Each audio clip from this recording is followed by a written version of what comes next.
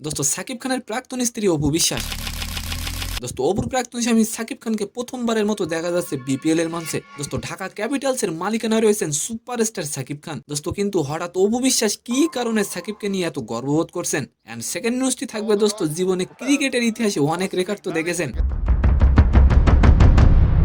তবে দোস্তরা এবারের বিপিএল 2025-এ চট্টগ্রাম ও খুলনার ম্যাচে ঘটে গেল নতুন এক বিশ্ব রেকর্ড। সালাম নমস্কার দোস্ত।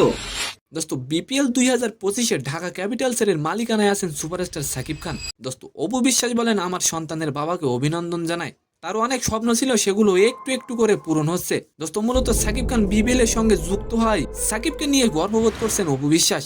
দোস্ত সম্প্রতি এক সাক্ষাৎকারে অপু বিশ্বাস এমনটাই জানিয়েছেন। দোস্ত এবারের বিপিএল এ আপনি কোন দলকে সাপোর্ট করছেন অবশ্যই কমেন্ট করে যাবেন।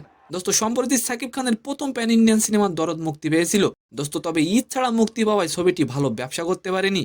দোস্ত অপু বিশ্বাস সাকিব খানকে মনে করিয়ে দেন সাকিব খানের সঙ্গে আইপিএল এ শাহরুখের দল কলকাতা নাইট রাইডার্স প্রসঙ্গে অনেক আলোচনা হতো। দোস্ত অপু বিশ্বাস আরো বলেন, আমি যেহেতু শাহরুখ খানকে পছন্দ করতাম, তার আইপিএল এর একটা দল আছে, আজকে ঢাকা ক্যাপিটালস সাকিব খানের দল, আমার গর্বে মনটা ভরে যায়। এন্ড সেকেন্ড নিউজটি থাকবে দোস্ত 203 রানের লক্ষ্যে খেলতে নেমেছিল চট্টগ্রাম, দরকার ছিল দারুণ একটা শুরুর।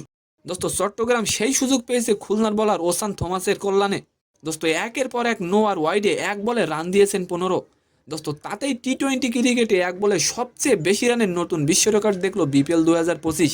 তো সম্মানিত দর্শক, আজকের ভিডিওটি কেমন লাগলো অবশ্যই কমেন্ট বক্সে জানাবেন, আর ভিডিওটি যদি ভালো লাগে অবশ্যই একটি লাইক দিয়ে আমাদের চ্যানেলটিকে সাবস্ক্রাইব করে দিবেন। ধন্যবাদ।